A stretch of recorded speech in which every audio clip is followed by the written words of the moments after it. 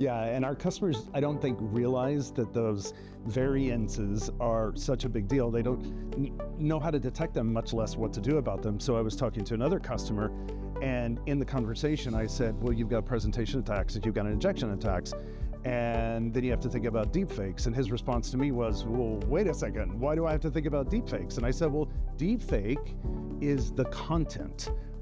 It's an actual morphing of the content. In many cases, it's a face. But it's actually going through a channel, and the presentation attack is in front of the camera and the injection attack is behind the camera, but it's still content going through that channel.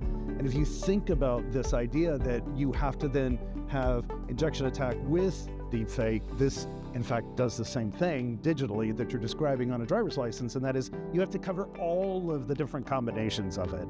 And that's hard. It's hard for many large financial institutions, much less any organizations, to figure out the combination of what they need to detect without having someone who's an expert that can help them prevent potentially having that fraud go through that channel. Right. And I think, again, one of the main things that we find with our customers is they find a specific problem, they want to solve that problem, and they don't realize the next problem is going to come next week, the next problem is going to come next month. There's always going to be another problem. So if you layer as many different defenses as possible, you create, a much larger moat, which I think I've heard you talk about a number of times, around a number of different defense mechanisms to keep them out of future problems that they don't even know they need to be protected against. You have to. Many of our customers don't even realize that they have deepfakes today, for example. So unless you actually have some method by which you're going through that layering and applying different types of fraud detection, they basically aren't going to ever know. We've actually encountered several of our customers where we have looked at some of the documents that have been processed well after the fact